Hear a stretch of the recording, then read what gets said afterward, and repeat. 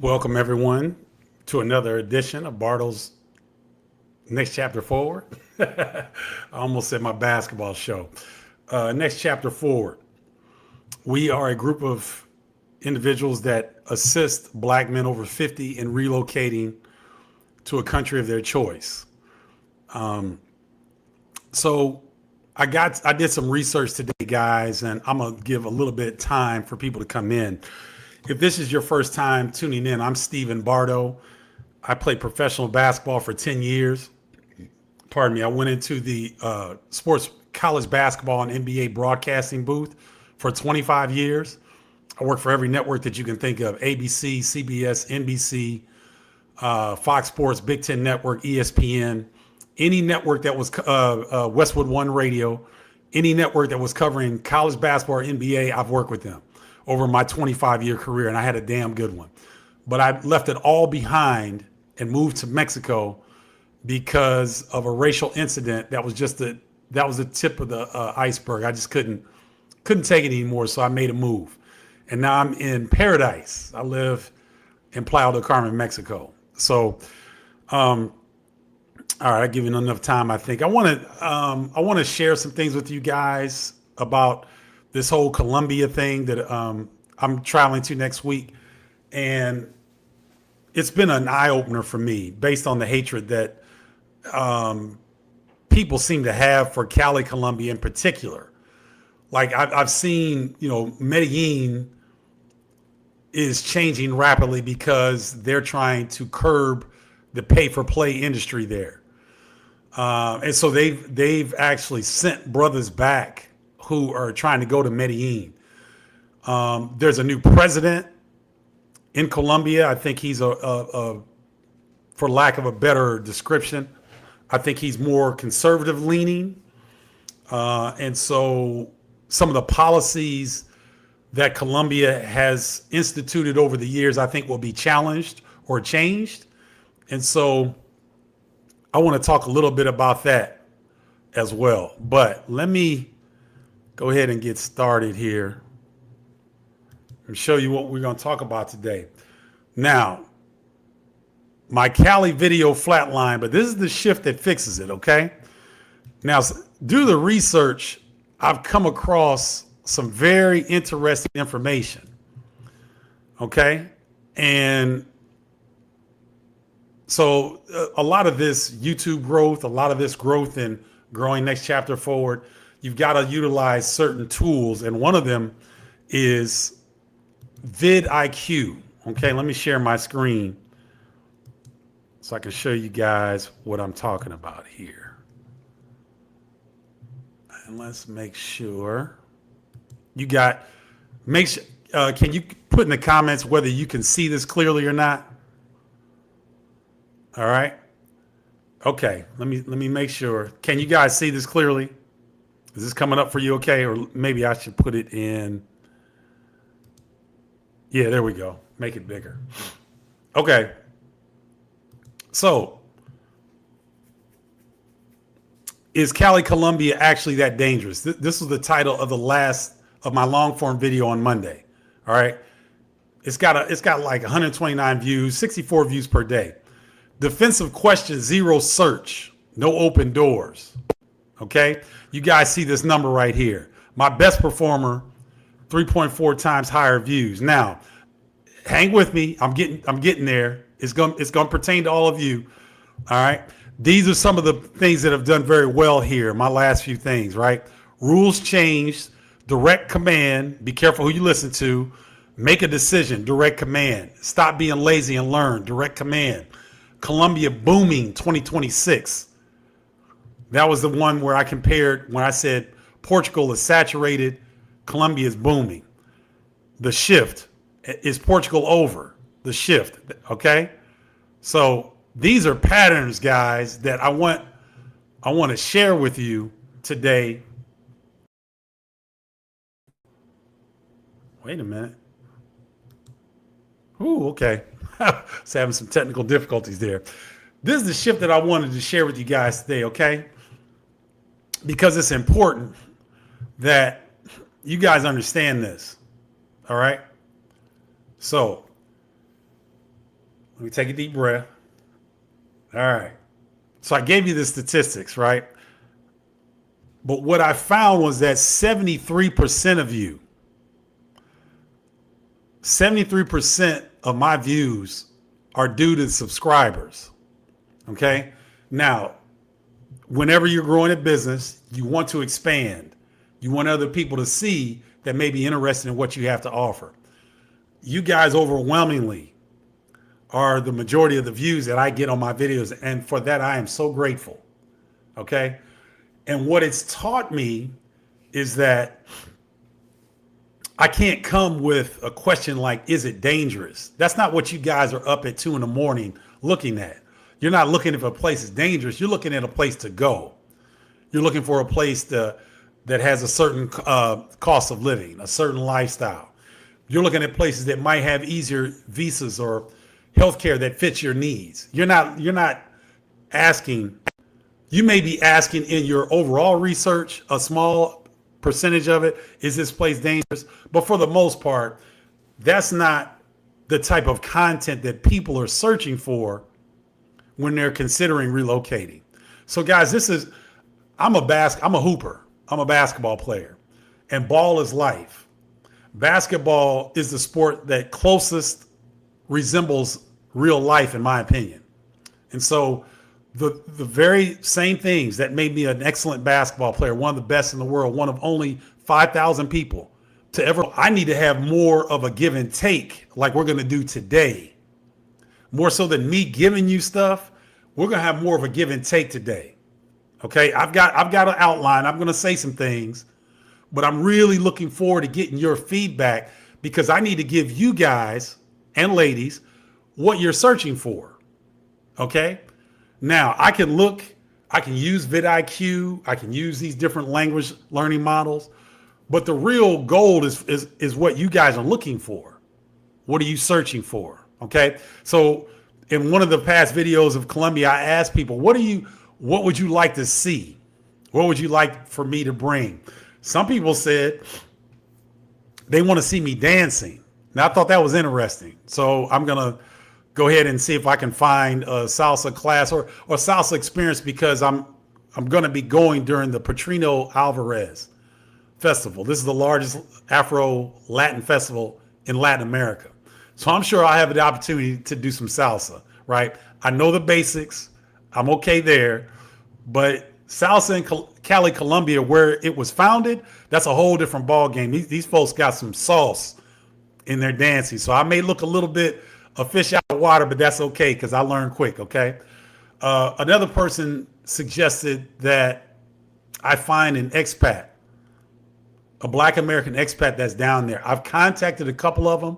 One brother, Akeem, is really busy because he does part of his business structure. He lives in Cali, Colombia. He would be the perfect person, but I think he's going to be too busy for me to really track down and be able to sit down and get a conversation with him.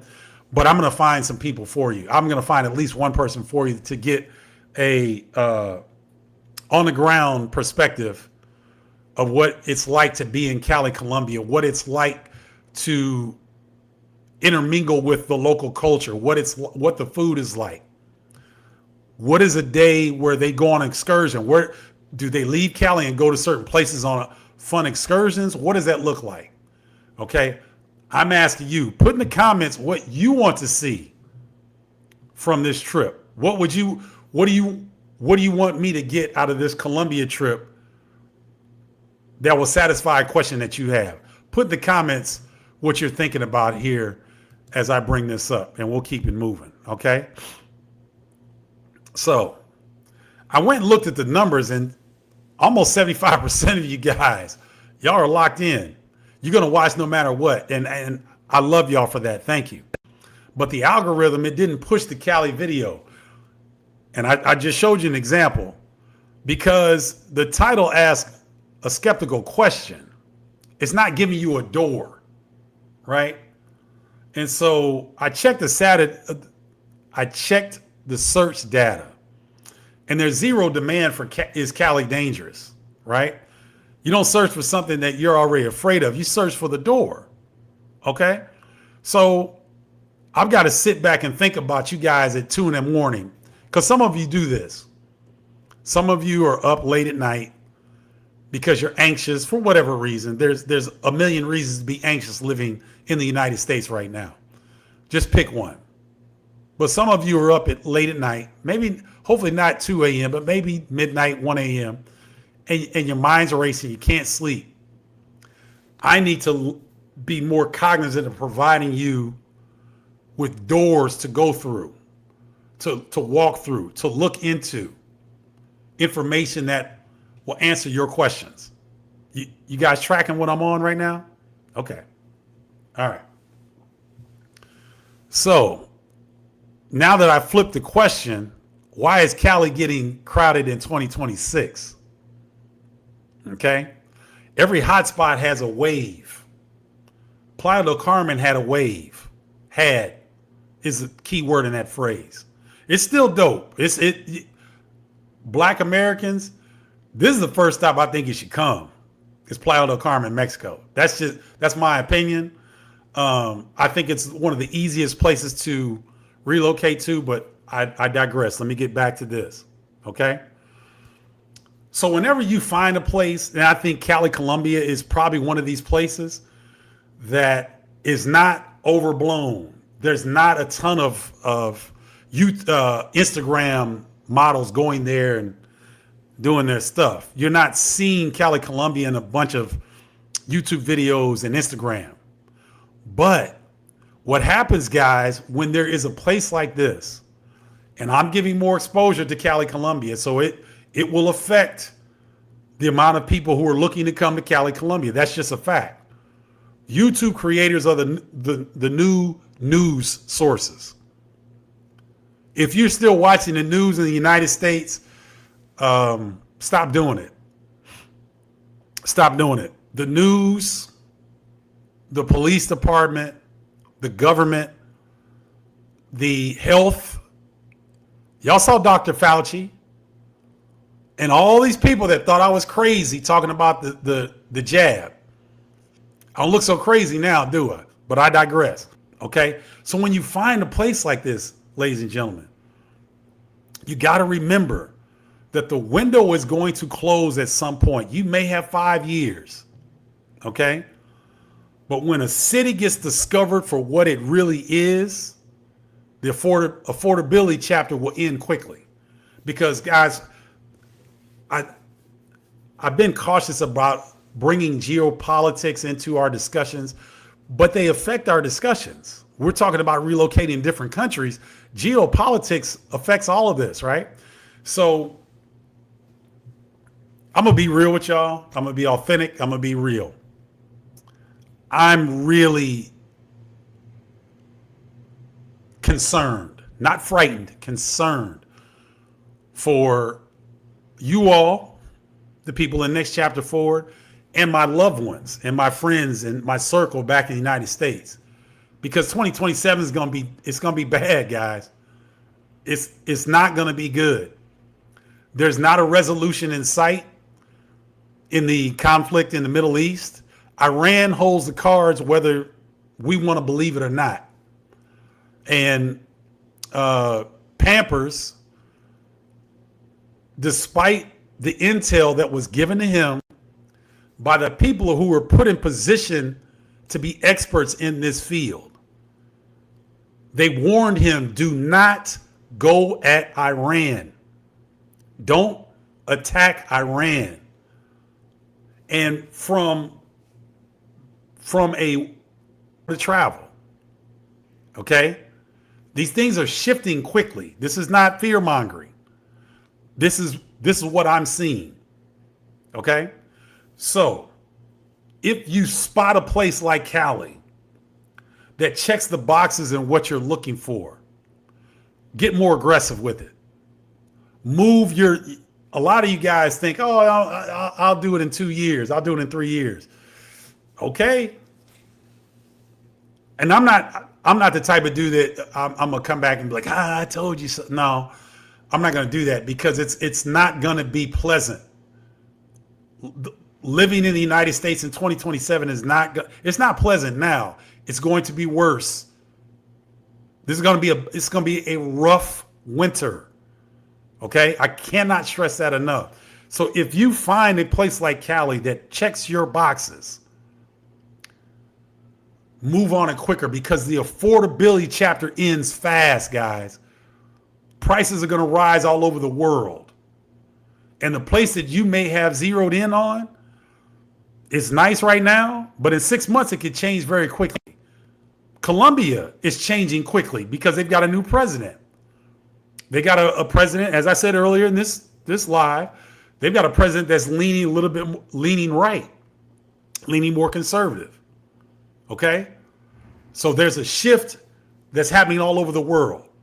And I had to say that to keep you guys informed about how what's happening over there is going to affect all over the world. Okay? So position towards the shift. Never defend. You don't have to defend anything to anybody. Your decisions are your decisions. Okay?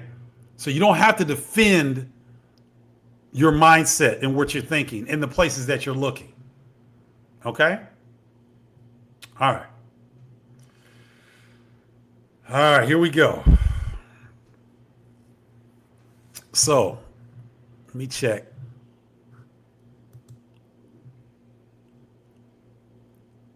Oh, man. Okay. What's up, Rodney Norris? Good to see you, brother. Mansfield, Texas. Okay. So I'm really fascinated to see what the history with this Petronio Alvarez festival is going to be. Right? What's the food going to be like?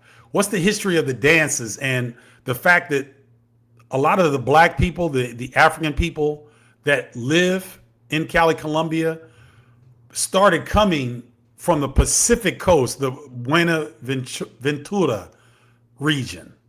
Buenaventura, the western side of Colombia, the Pacific side.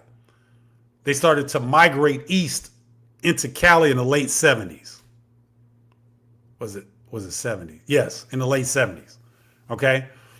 And unfortunately, a lot of the increase in the Afro population was taking place during the Cali cartel days when the drug game was really, really strong there. A lot of African people of African descent were caught up in that. Okay? So that's a part of the history as well that I'm looking forward to seeing. But I'm also looking forward to the food because, again, guys, Salvador, Brazil, and Cali, Colombia might as well be brothers. Because, again, I think I shared this with you before. A lot of the people in Salvador that I spoke with, and I told them that I was planning to come to Cali, first a smile hit their face. Then they talked about the similarities between the two places and the fact that there's tremendous history in Cali, Colombia of African people. Okay? All right. Wait a minute. I think we got a new one. Winrath 60616. Yeah, I can tell 60616. That's a Chicago zip code. First fist bump from Houston, Texas. Born and raised. All right, Winrath. If this is your first time, welcome to Next Chapter Forward. I'm glad you're here. I love seeing new brothers and sisters, come on to our lives and join us in these conversations because I think it's very, very helpful. Okay. So getting back to this festival and what the people in Salvador were saying about Colombia, right? The food is going to have similar spices and the way that they prepare things to the way they do in Salvador because it's West Indian influence. The spices, the preparation, how they do things, very similar between Salvador and Cali. Okay. Now, some of you guys, and I'm going to be real, I'm going to kick it real. Some of you guys may not want to be around black people, even though you're black. I get it. Different strokes for different folks, right? I want to be around black people. Okay. My experience in the United States was one of constant microaggressions, constantly trying to live up to a standard of excellence that bigots and racist white people can't even touch. Right. I get tired. I grew very tired of moving around the United States and feeling a racist looking at me, knowing what they're thinking, right? And towards the latter part of the time that I was in the United States, I would look at people like, I please bring that over here. Please bring me the smoke. I don't want you guys to be like that. Because we're black men are ticking time bombs in the United States in a general sense.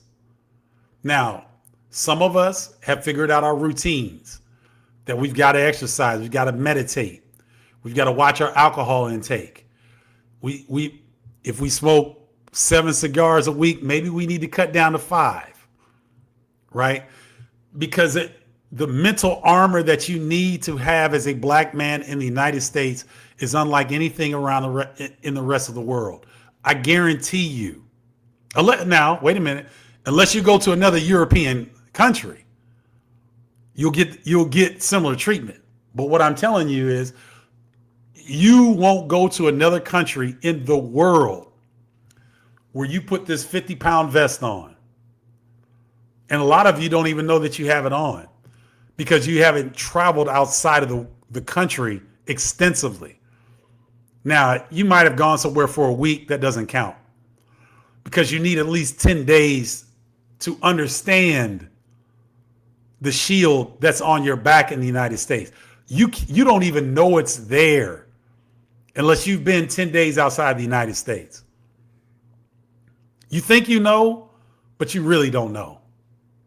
It takes a minute to get out of that environment, to get into another environment where you feel different. Maybe you feel safer. Maybe you feel more respected and seen. Maybe this area, like Playa del Carmen, has a large number of African Americans here that you can find community, that you can build with. And so when you leave your home country, you don't necessarily have to leave everything about your home country, right? Because we as black Americans, we're the baddest people on the planet. There's no other group of people that are as smart, are as loving, are as community driven as we are.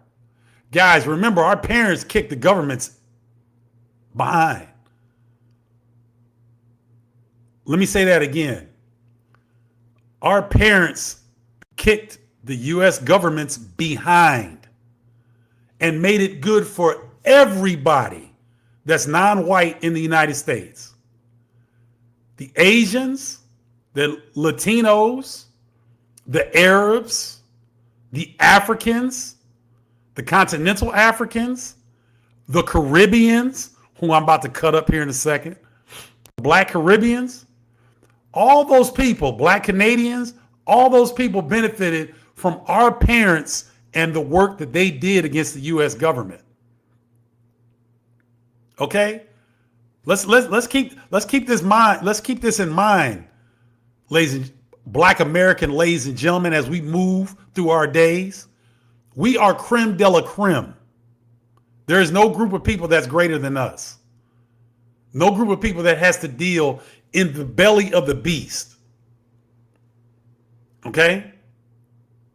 So, with that being said, when you guys look for these places that you want to relocate to, if you're like me and you want to see other black people, find places that have established black groups. That's what I deal with. That's where I push my clients. I try to not push, I encourage my clients to look at these different areas that have established black communities that may fit their lifestyle, their budget, their healthcare needs. But here's the thing, guys, when you leave the United States, you want a piece of you with you. There's nothing wrong with that. We're not leaving the United States because we don't want to be around other black Americans. We don't want to be around other Latino Americans, Asian Americans, Arab Americans. That's not it. That's not our fight. Our fight is with the bigots. Our fight is with the liberals that say, oh yeah, we're for this, and then stab us in the back. That's who I'm against. That's why I left. I left for the bigots. And the bigots can be a Democrat or a Republican, right? That's the game that they ran on us. These affiliations and all these titles and that's garbage. All that crap is garbage, right? To me. Okay, so these are the things that I stress when I'm trying to get, when people who are interested in relocating, they find my material, they find me, whether it's on TikTok, Facebook, YouTube. This is the way I'm thinking. Okay, guys, I had a brother that's in our group here at dinner, and he talked about, I said, what was the thing that surprised you the most when you first got down here? You know what B said? B said that I didn't realize, I did not realize until I got down here how much is out here, how much more life there is to live. The U.S. does such a great job of brainwashing its citizens. And the bigots, the white bigots in the United States are the most brainwashed out of anybody in the planet. Because Americans are the most brainwashed people on the planet. We're the most propagandized on the planet. And if you don't agree with me, put it in the comments who else is more propagandized than Americans? Okay? So keep this in mind as you're moving around and you're thinking about different places to go. If you're like me and you love black people and you want a piece of the crib wherever you go, then find a place that has established black communities already. Because when the brother that I'm referring to, B, he was in law enforcement. And he's had great experiences around the country. But I don't know that he's been outside the country very often. But when he got down here and he saw the possibilities, he was like, wow, there's so much more of this world that I need to really look into. Because I think, and I'm inferring based on our conversation, what he was saying at dinner, there's a fear. And he was in law enforcement. He kept the heat on him. But there's a fear that the United States puts in particular, or they try to particularly keep black people scared to leave the country. Because you know what? I have a theory. The United States would collapse if we left. Y'all disagree with me? The United States would collapse if black Americans left. Think about it. Just contemplate that for a second. Where would the entertainment come from? Sports and entertainment, done. Who is the most educated in terms of degrees in the United States? I believe it's black women. Black women are the most degreed people in the United States. Above Asians, above continental Africans, black American women, for their system that they set up, are the most educated in the United States. Okay? When B told me that I've got so much more to live now, I want that for you guys. I want you to have these aha moments. That it's like they've been lying to us the whole time. They've been telling us all of these lies. They redline. The Freedmen's Bank. Black people had, hold on, I'm not going to guess. I'm going to look this up. Freedmen's Bank history. Okay. Now they're not. Okay, here's the thing.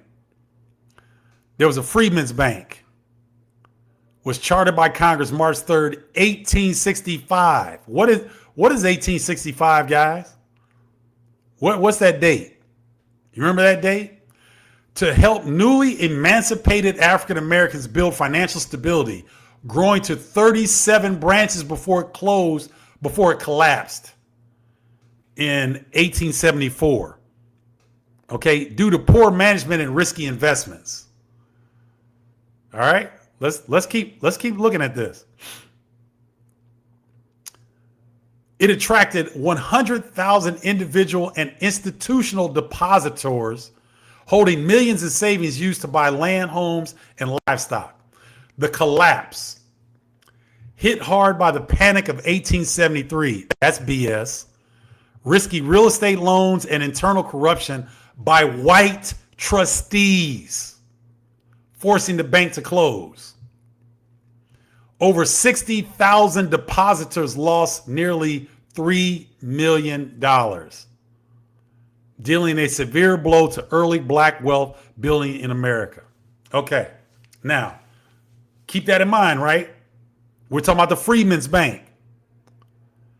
$3 million in 1874, okay? Keep that in mind. What is 3 million?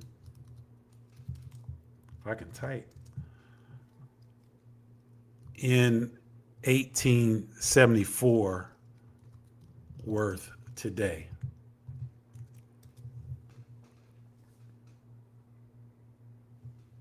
All right.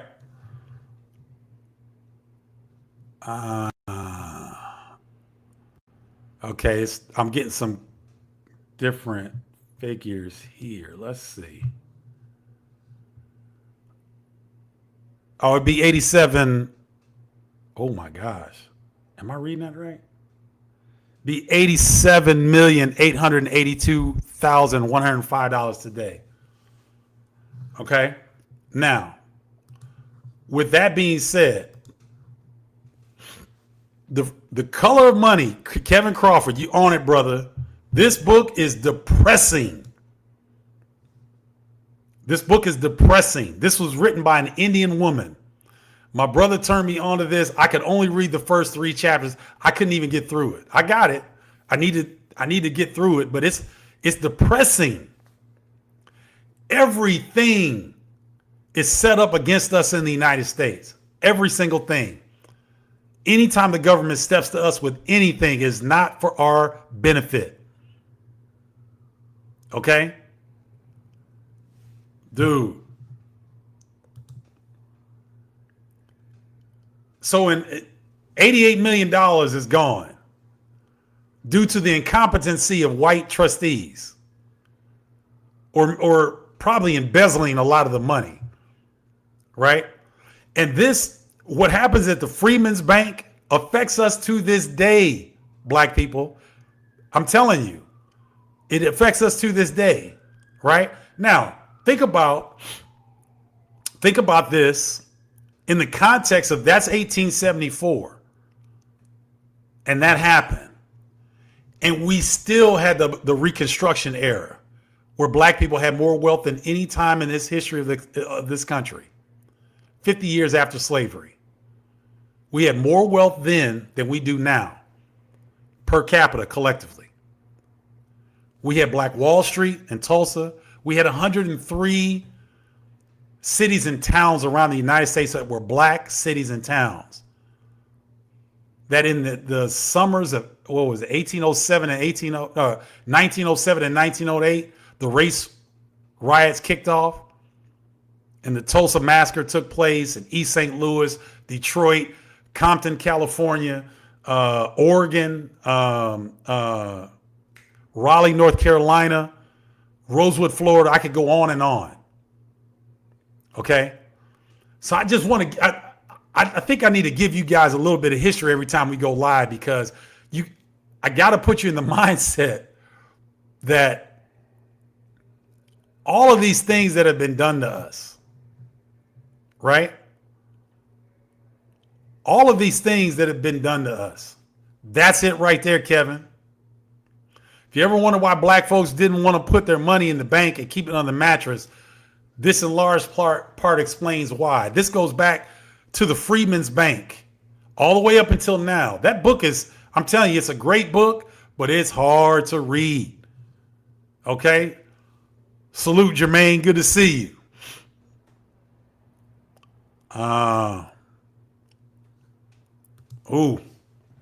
Johnny Blaze brings up a great point. Even the correctional facilities will collapse, and many of us shouldn't even be in there. Preach. Preach, Johnny. Say it loud. Okay? Guys, I'm telling you.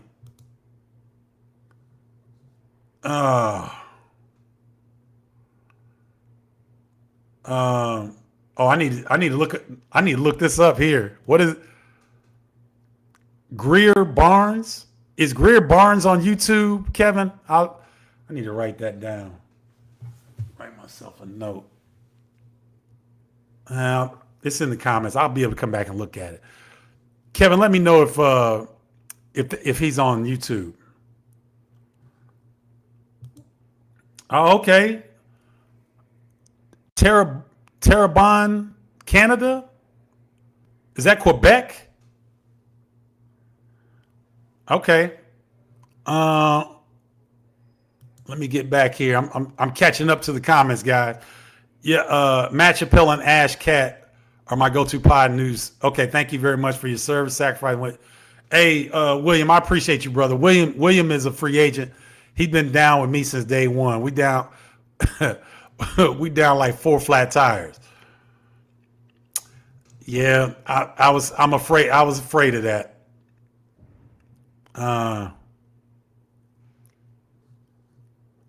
Wait a minute.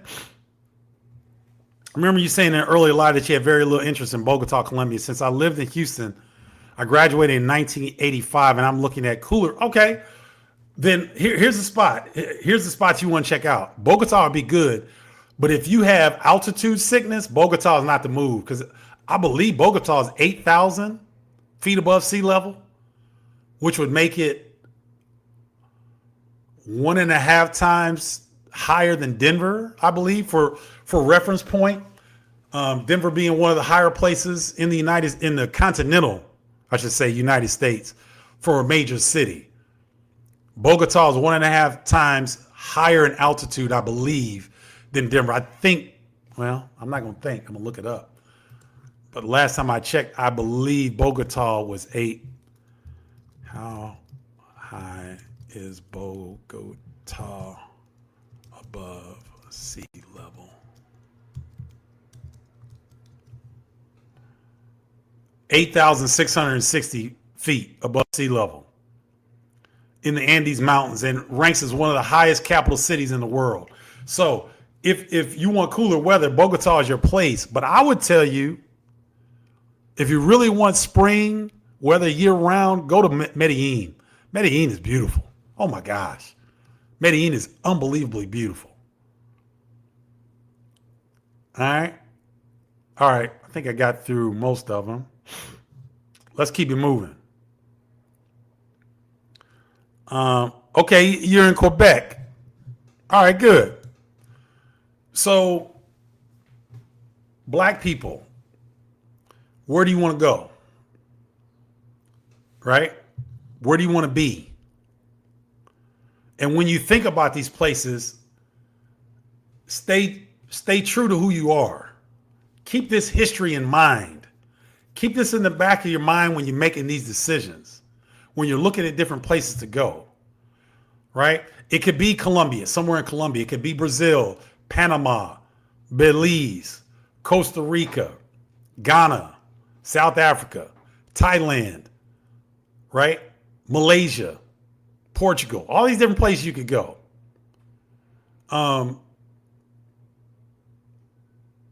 Okay. Don said he's ready to get out of the matrix, y'all. Don, what are you thinking about? Where are you interested in? Let me know. Right? Because I want to go get the answers for you guys. You all are so good in terms of showing up and supporting me that I need to get better at asking you these questions to where that I can bring the information for you that you're really searching for. Okay?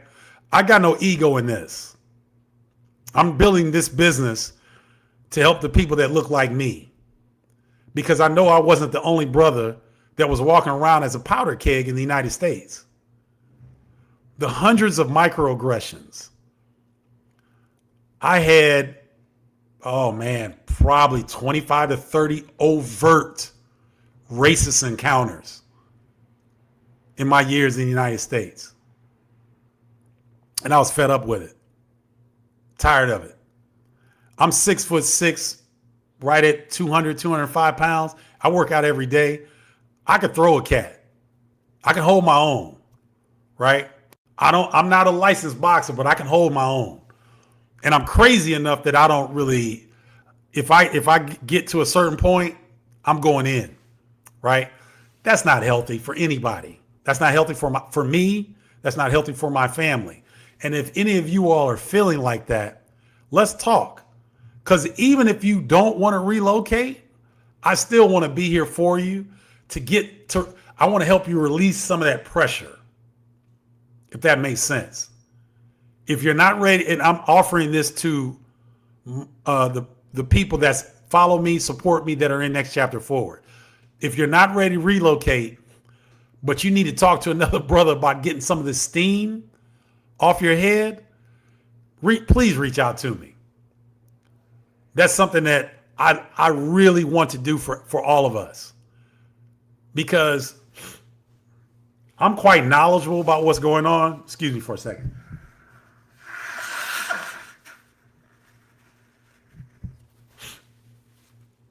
Pardon me. I'm quite knowledgeable about what's going on.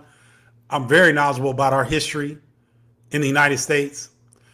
And if any of you all are just fed up with it, but you don't think you want to relocate, you think the family responsibilities are too much, holler at me. Let's just talk. Because I noticed that I've got a very healthy group of friends in the United States. I didn't go out weekly to dinner with a group of guys in the United States. I never understood how important that is. Every week, guys, and in paradise, you lose track of time. So guys will be like, oh, dang, it's Thursday. Like, you'll hear guys in our group say, these Thursday dinners help me keep track of time down here, because you lose track of time in paradise. Okay? But the things that I picked up since moving here to Playa del Carmen, I didn't even do back in Chicago. Right? Now, I did have a group at one point. It was a group of very successful black men from all different career paths and whatnot. And we met we would meet quarterly, and we would shut the joint down. We were laughing so hard, drinking, eating great food, sharing our experiences with our families. And you know what was one of the best times that we would have during these dinners, guys, is when brothers would be honest about their work experience. Y'all know what I'm talking about. You all know exactly what I'm talking about. The microaggressions, having to read between the lines, no one giving you a straight answer on what you need to know, keeping you at limbo as much as they can, not giving you the best account, not letting you tackle the biggest problem. Because now if you come up with a solution, now you got to be rewarded for that. Oh, I used to hear these guys would go in about this stuff. And it's so important. So even guys, if you're watching and you know deep down inside that you're not going to relocate, that's fine. That's fine. But what I want you to do, black men and black women, because 95% of you probably not doing it, go find somebody, go find the people that you really like, go to dinner once a quarter. Don't do it every week, because that's a lot. do it once a quarter. We can do it in paradise once a week because the people that relocated down here, they crafted their life to where they can do stuff like that. They've got time to do that. In the United States, it's very difficult to do something once every week. I know that sounds crazy, doesn't it? But I found it to be very difficult. Okay? Find a group of people that you really enjoy, that you can be vulnerable with, and that you can break bread with. Do it once a quarter. That will do more for your mental health than almost anything else that we can talk about on this live today. That camaraderie, that support, that someone, I see you, brother. I see you, sister. I know you're struggling. I understand. That goes so far, y'all, you cannot believe, right? We show up and what I started to do with our group, we're starting to get into the community. We're going to go into the local community. We're going to start blessing some of these local restaurants because there's a story in all of them, right? And so once we get to know the story of the local community, now we can be a part of the local community, not just by giving our dollars, eating at your restaurants, but we can get to know you. We get to understand the history of your restaurant.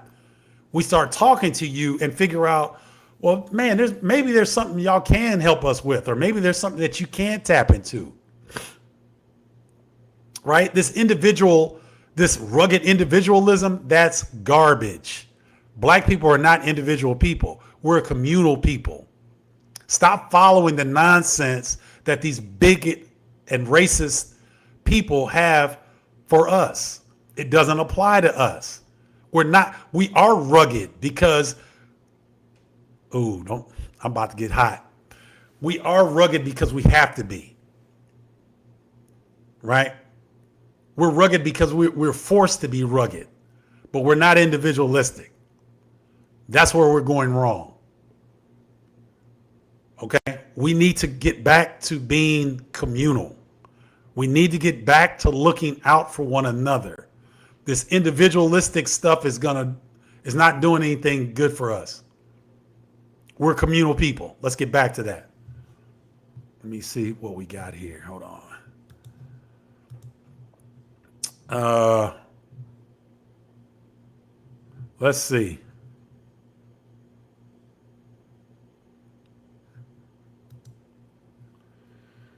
Mars 23, brother, you are 6'5" and making good and been making good money. Not sure what you have to complain about. This is the ignorant ish that I'm talking about. Do you think, Mars, and I'm going to cut you up a little bit for this. Okay? Do you really think money changes your status as a black man in America? Do you know that Ryan Clark was one of the most talented announcers on ESPN? Do you know how he was made aware that he was let go by ESPN? In the middle of a show like this. They didn't have the decency to tell him before he went on the show. And they gave an excuse for why they did it that way. Do you think when me and my college roommate, who was the sports director at CBS 2 Chicago, do you think that when we were leaving a situation, we were leaving a party, or no, it was a gala. We were leaving a gala. And I'm driving an old Toyota Corolla that I had from college. Right? I was a young adult. But I'm suited and booted. Flying Illini. Everybody in Chicago knows who I am. Right? Playing professional basketball, all that. Me and Ryan are suited and booted. And we get pulled over, and a police officer gets on his loud horn and says, "Step out of the car with your back to us." And as I'm stepping out of the car, him and his partner have their guns drawn. on me. So who gives a damn if I'm 6'5" or I made good money? I'm still black in America. Idiot. What kind of dumbass shit is this? Man, Mars, don't come on here anymore. And if you're subscribed, unsubscribe. Because you're an idiot. A lot of times we don't realize those aggressions exist. And they come in different ways. If you have that itch, scratch it. Yes. BG. Yes. Let me not. Mars got me fired up. You're right, BG. You're right. You got to deal with it because it's going to come out in a way that you don't want. You're going to explode in a way that's not going to be helpful for anybody, especially you. Okay? All right, Rodney. Playa is my only consideration. I've been living vicariously through your site ever since I found it. My concern is when I finally relocate, the financial benefit will no longer be there. What's your time frame, Rodney? And here's the thing. Rodney brings up a great point. He brings up a great point. All these places that are good right now are going to change because the world is changing, right? Portugal has gotten more expensive. Even Thailand, Malaysia, the Philippines, where everybody is running to right now, that's going to shift. That's going to change, okay? So with that knowledge being there, understand that, my concern is I finally here's the thing. Right now, the Mexican peso to $1 US is 17 to 1. That's still a great rate for us as Americans. It was 30 to 1, I believe 5 or 7 years ago. So the dollar is crashing. It's losing value as we speak. But it's still a good exchange rate in benefit for us. Okay? So just keep that in mind. And come down on a visit. I think you mentioned you were coming down at some point, and I'm looking forward to trying to meet with you. Come down here and let's check it out. Let's talk about it. Okay? Oh, wait a minute. What up, CKD Walcott? Dried cocoa leaf tea solves the altitude issue in Bogota. Not cocaine. I had some tea when we visited Cathedral de Margarite in Bogota, which is over 10,000 feet above sea level. Wow. Now, okay, now I got to come back on you, CKD Walcott. It sounds like you went up to this place on a visit and you had some tea. Is that something that you have to drink every day? That's my question. Is that something that you have to put into your diet on a consistent basis to be able to handle that altitude? Because that's high, guys. When I read it off, I showed you it's one of the highest capitals cities in the world. Okay? But I'm curious. Thank you, man. Thank you for that. See, this is why this community is so important, because we share information and make each other better. Oh, wow. Okay. Wait a minute. It worked for my wife and myself.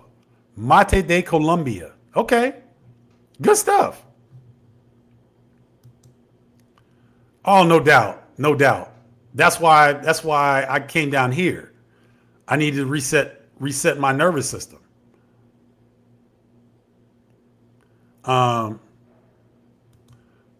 What's going on, DRP? Where you chiming in from, partner? Or I shouldn't say partner because it could be a woman. Where you tuning in from? Racism is the number one factor for why I want out. I really would like to talk to you offline. I have your number. Just need to know your availability. Shoot me a text, Rodney. Let's talk. I'm here for you, partner.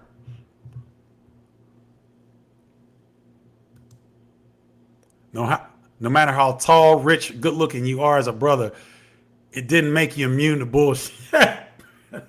Drop the mic on that one. Guys, we can't We can't out earn racism. We can't act a certain way. We can't be accommodating and be treated the way that we want to be treated. It doesn't exist. It doesn't exist. These people eat other people. I'm talking about the bigots and the racists. I'm not talking about white people. I'm talking about the bigots and racists that are white people. I'm not talking about all white people. These people are cannibals. These people molest. They attack children. They think the almighty dollar is God. You're not going to fit into anything that they have. You know why? Because you have melanin and they don't. I'm going to say that again. You have melanin and they don't. Go look up why the U.S. government studies melanin. Go look that up if you're not aware.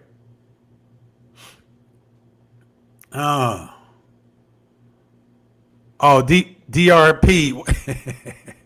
I'm just tuning in just to listen. You coming down my feed. Oh, okay. All right.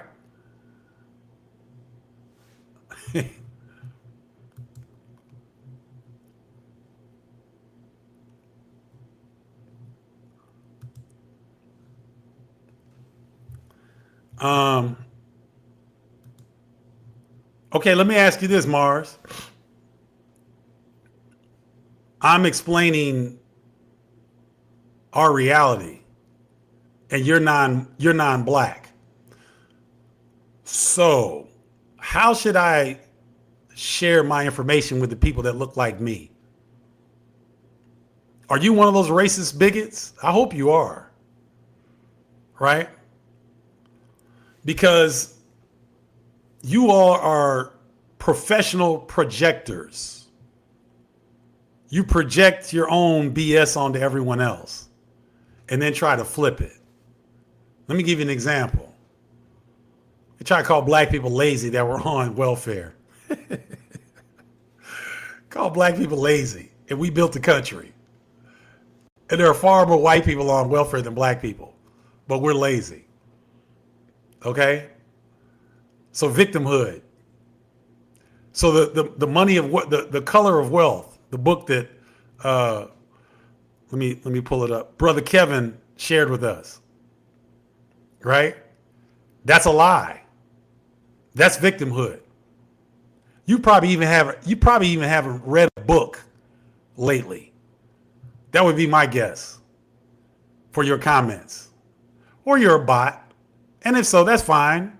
You know, we keep going. We can keep pushing. So the color of money, that's victimhood. The race riots of 1907 and '08, that's victimhood. The redlining, that's victimhood. What the state of Louisiana did when the government gutted the Voting Rights Act, that's playing victim. Okay?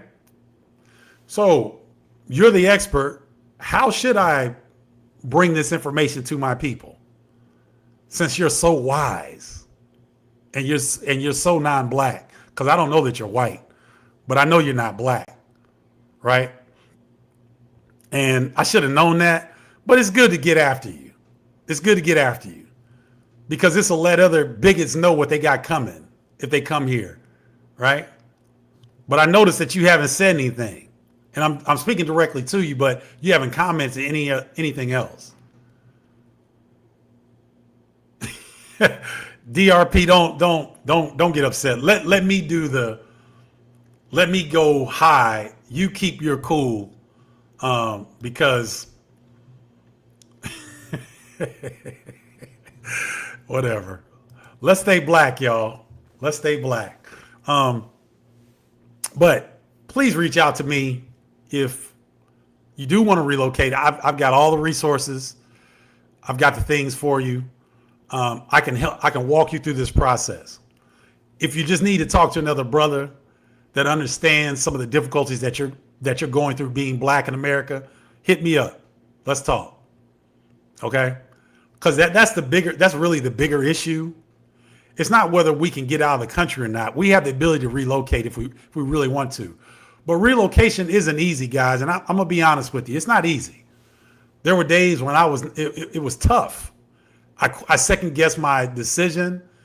It's like, why would I throw a 25-year Hall of Fame career in broadcasting? I mean, I was the best at one point in college basketball analysis. I was the top dog. And I didn't throw it away. I just said my health, my mental health, and my longevity demand that I make this move. And even with all that, it was still not easy. Now, you see me smiling because now I'm 18 months in. My nervous system has healed itself and it's still healing. This journey of Next Chapter Forward has been enlightening. But I'm not going to sugarcoat it, guys. This is not easy. It's not easy. That's one of the main reasons why I suggest, and I suggest to my clients, that you look at places with established black communities, because those people can share some of their difficulties with you as well to make you know that you're human. Okay? Now, I don't want you all that are interested in relocating get to the point where you wait too long to where you can't leave, because that's a possibility as well. So do me a favor, stay informed through BBC, through Al Jazeera. Don't expect the U.S. news cycle or system to give you anything that's going to help you. Find news sources outside of the U.S. so that you can stay abreast of geopolitical situations, because you're not going to get it from any news source in the United States. It's just not going to happen. So stay versed on what's going on. Reach out to another brother or another sister if you need to. If you need to reach out to me, please do. That's why I'm here. And let's just talk. But for those of you that have any inkling in relocating, I'm going to start challenging you a little bit. I'm going to start to put a little fire up under your behind, because I know what's coming. I'm not sure that all of us know what's coming. A lot of us are too busy taking care of families, taking care of older parents, taking care of siblings, whatever. We're stressed. We're stressed to the nth degree, right? I get you. I was there. I was there with you. But I made a choice to get out. And here's the thing, guys, when you relocate, you can always go back and visit. Once you relocate, there's nothing that keeps you from going back to the United States. And even if you do relocate and you don't find success and you don't like it, you can always go back. All right? But what I'm telling you is that gas prices are going to at least double. So the cost of travel is about to double, at least in the next, I'd say 6 months. It's going to double. And this is my opinion, but the administration is desperate. They're desperate to make a deal with Iran because they see that Iran holds all the cards. All right? So if Pampers is desperate for a deal, and Iran is not having it, because they know the position they've got the United States in. They know they've got control of the world's economy right now. They understand this. They've been planning this for over 20 years.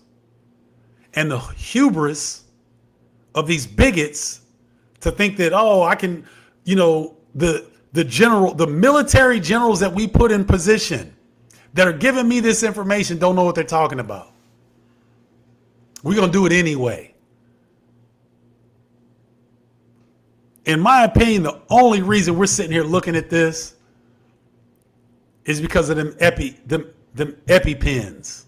them Epi files. That's the only reason we're in this situation that we're in. Okay? So the people that were voted into power are in these EpiPens that are making decisions for this country. You want to stay in that? You want to experience the next 2 to 3 years under that? Do you think it's going to get better? I'm amazed that the collapse hasn't happened already. Real estate's in a bubble. The AI bubble is going to burst at any point. Car repossessions are at an all-time high. Car loan deficiencies are at an all-time high. Mortgage deficiencies are at an all-time high. Credit card debt is at an all-time high. Student loan debt is at an all-time high. Y'all want me to continue? Medical, my sister runs she runs a call center. And she told me a stat about medical collections are at their highest ever. So I just hit automotive, housing, oil with the crisis in the Middle East, medical, credit card, student loan. Do you guys need any other factors? And when and here's another one to consider. The yen carry. So I don't know if you guys knew this, but a week ago, the United States government took euros and bought Japanese yen to prop up the Japanese economy. Do you know why? Because the Japanese carry trade will send the U.S. into a depression. Japan was letting the world borrow money at 0%. So a lot of people were taking this Japanese yen and then going to buy U.S. treasuries. So that was propping up the U.S. economy. But what has happened here in the last month is that interest rates have risen in Japan. So you can no longer borrow at 0%. And what happens is when those interest rates come up, those calls for the money to be paid back come in immediately. That's what's happening. Japan bought $58 billion of yen, of their own currency, to keep it from collapsing. And the United States went in and bought yen to help the Japan economy to keep from collapsing. How long do you think that's going to work? How long do you think that the U.S. government taking euros and buying yen is going to keep that economy from collapsing? Last time I checked, the Japan economy was the third largest in the world. How long do you think it's going to last? How long do you think it's going to take for this stuff to unravel? And what will life in the United States look like because when the first one comes, guys, it's all going to hit. It's going to be like a crescendo. You know, like when you used to put the dominoes up and you knock them down, they all start rolling. That's what's coming. Okay? So I ain't here to force y'all to buy my products, because you don't even hear me talk like that. That's not what I do, right? I like to talk to you all because y'all my people. And if I know information that I can help you with, I'm sharing it. I'm not a gatekeeper. I don't do that. Right? Okay. So just keep all that in mind. Wow. Is this true? DRP, is this correct? Wow. I can't confirm that, but that, man, I've never heard that.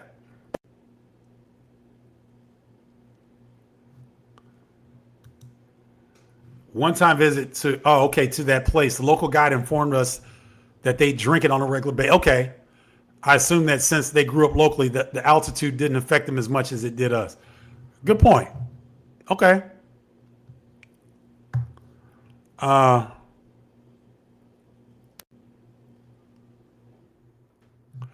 yeah, William.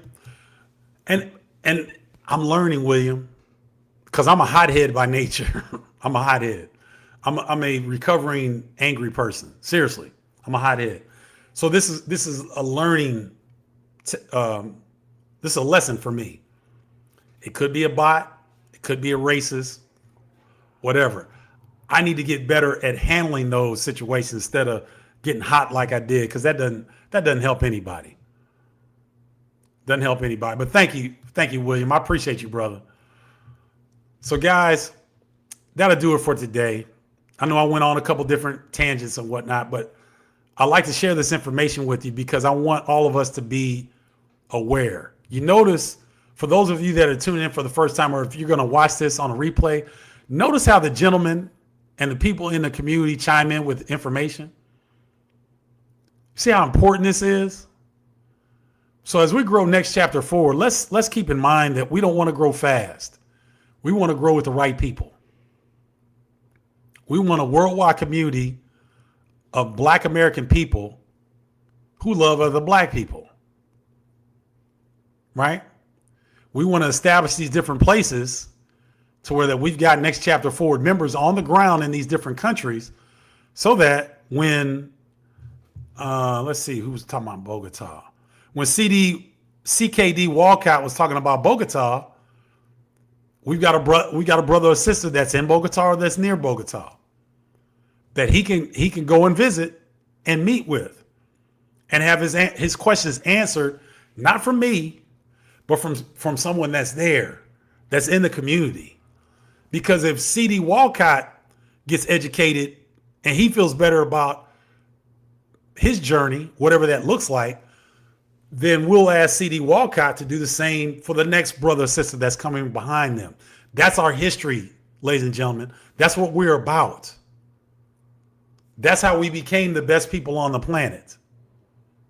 In spite of all this opposition.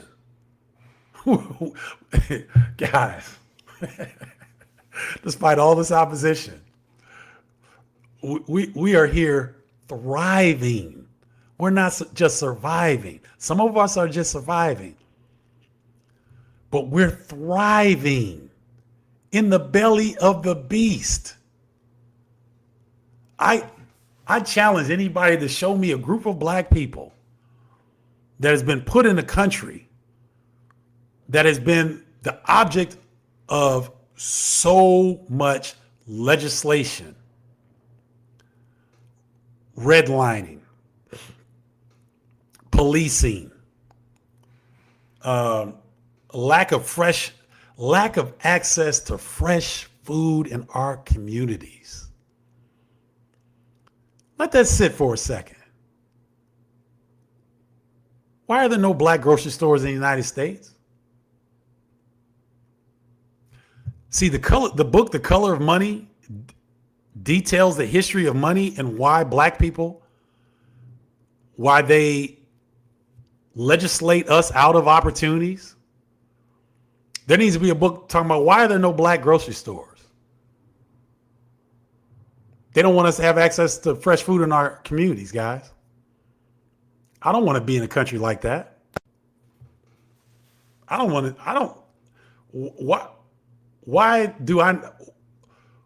Why is it that you think that you can put things in place to keep me from getting access to quality food? That's a demon. That's a demon spirit. That's not a godly spirit. That's not a creator spirit. That's a demon. We're not demons. We are the chosen people, whether y'all know it or not. It ain't them Ashkenazis that came into that region. They're not Come on, man. They weren't even around in the biblical times. There were no pale people in that region during the times of the Bible. Okay, come on, guys. We're God's chosen people. We wouldn't be here if we weren't God's chosen people.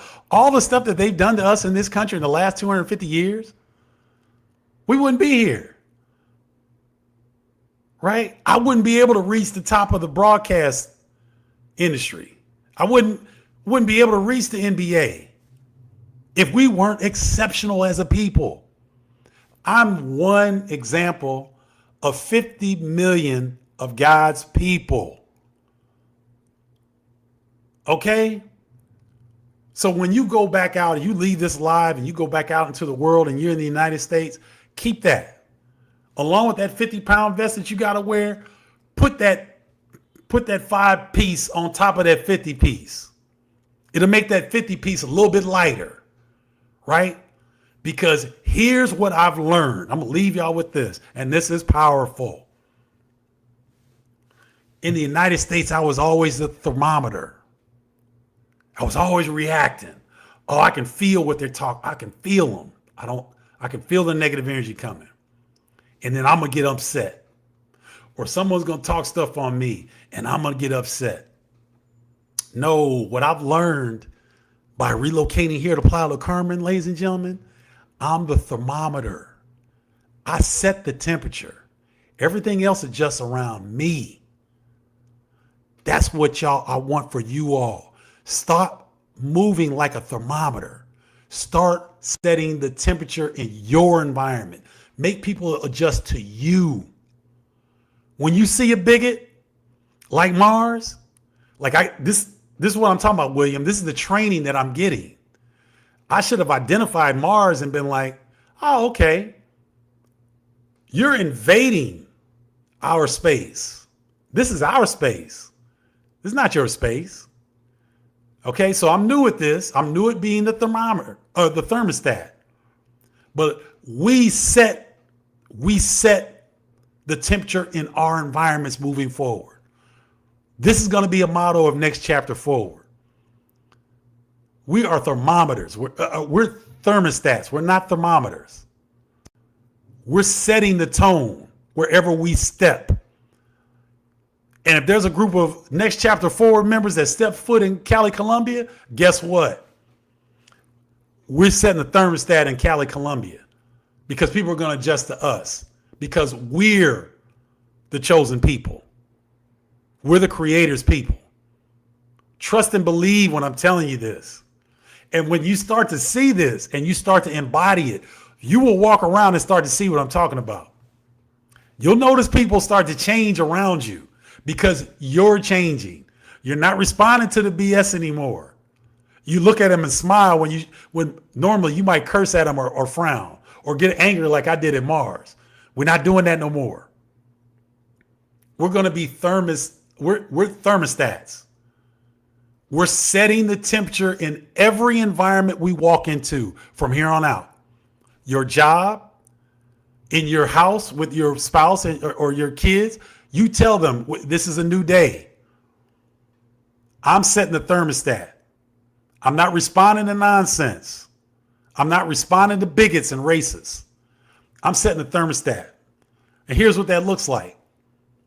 We're going to set concrete plans as a family to have consistent meetings. Let's tap in with each other. What are we feeling right now? Do we need to leave this place? Are we cool here? Can we navigate this? Can we navigate living here and still get out of life what we want to get out of? And if so, great. But if you come to the consensus that it might be better for you to be someplace else, then let's make that move as well. But let's do it under you setting the temperature. Not reacting to what I'm saying, not reacting to what's going on necessarily, but you having your own thermostat and understanding what's best for you and moving like that. Okay? So your homework, free agents, because next week I'm going to be in Cali. Your homework is to come back to me with one example. When you set the thermostat and you notice the difference. All right. That's the only homework you got for next week. You set the thermostat. It could be at home, could be at work, could be when you walk into a restaurant. But give me the example, that one example when you set the thermostat, and then share with me what happens. Because I'll do the same. Matter of fact, I'll up you one. I'm going to set the thermostat when I land in Cali. And I'm going to share with you guys on next Wednesday's live a situation where I was able to assess and pick up on what was going on, but I was able to handle it much differently because I set the temperature in that environment. That's your homework for next week. Thank you so much, guys, for tuning in. This was a good one. Started off kind of rugged, but we got to where we got to because of all of you. So I thank you. Love you guys in the community. Let's keep this thing going. You guys have a great rest of your week. If you have any questions and you're listening to this on a replay, go ahead and put your questions in the comments. I come back to them and answer them as quickly as possible. Okay. Thank you again for tuning in. I'm anxious to see the homework that you guys have for me next week. All right. Take care. Love you. You are the thermostat. And until next time, holla, y'all.